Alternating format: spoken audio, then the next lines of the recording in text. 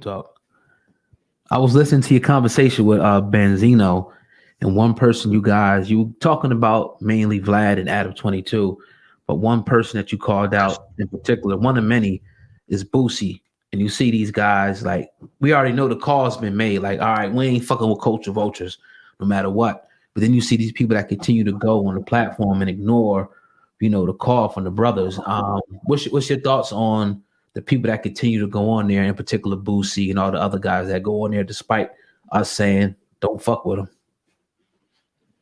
Um, you got to give them the benefit of the doubt because some will say they don't understand. Some will say, hey, that's Minister Farrakhan. I'm Christian. He Muslim. I'm a Baptist. He Muslim. I'm Jew. He Muslim. Whatever, and don't care. You know what I'm saying? And then you feel like, because a lot of us say, only way I would have done an interview on any of those that I feel that's culture vultures platforms is if they paid me, right? But when it's a situation like that, it's not about no money. You know what I'm saying? Throughout, he done made enough money off us. The same way they done Master P. As soon as they said Master P was worth 400 million, nobody bought another No Limit record. You know what I'm saying? We do that to each other. Why, I don't know, but they feel like, oh, he got enough money.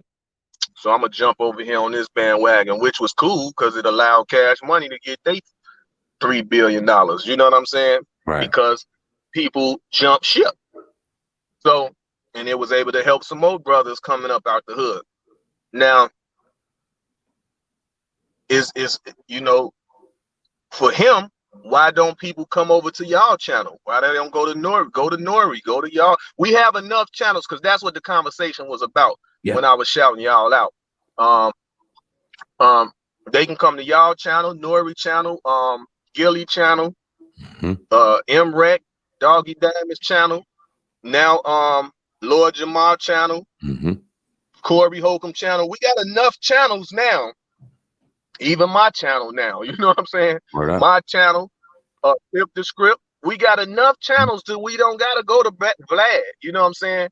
And you got a person like who moves like a inside secret squirrel, which is academics, you know what I'm saying? He always in the midst of, he moved like a mole, you know what I'm saying?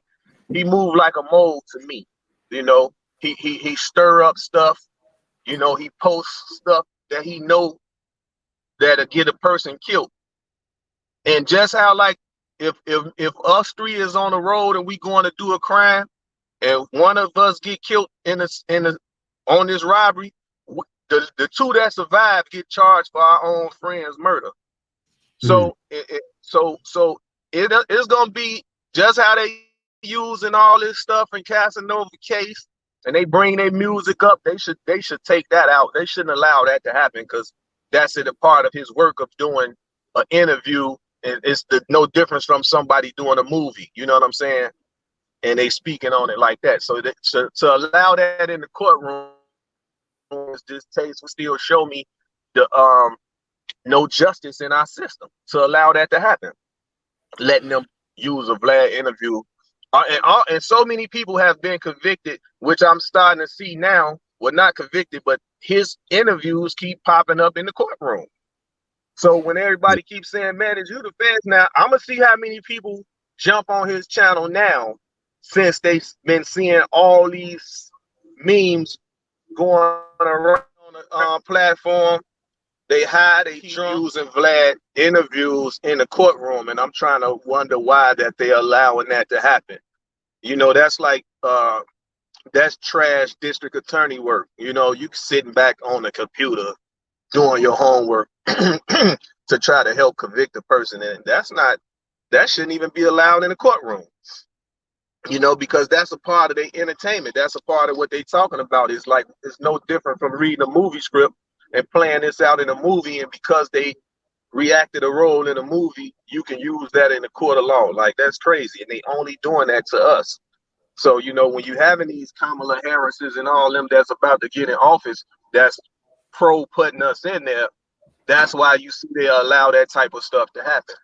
So, like I'm saying, we have he can't take it upon himself. Vlad can't take it upon himself like you should be articulate enough before you come on my platform and all this and that, because and when he start asking all them police ass questions, because a lot of these guys getting on his platform is drunk, they high, they're inebriated, you know what I'm saying? So he know what he doing. You see what I'm saying? So, and it's been more than one time that people been getting his interviews thrown into their courtroom cases, you know what I'm saying? So for him to keep doing the same thing, so you got to blame the people too. Why the hell y'all keep going over there? Y'all been calling the Fed TV the last 10 years, but y'all still jump y'all ass over there.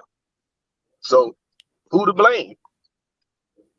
That's what Charlemagne and God was saying. They asked him yesterday about it, and he said the people are stupid for blaming Vlad because Vlad's just a journalist. He's asking questions. He said that they should know not to talk about, especially if they involved, but even if they did it in the past, these rappers should know not to be discussing that on his platform. But in one breath, I understand that too. But I'm like, damn, why are you asking questions like that? Like, why you want to know how many kilos somebody sold? Why you want to know about somebody, you know, being a gangster or drug dealer? Or I don't get it, man. That's not the type of questions that we ask over here. So, but what's your opinion? But that's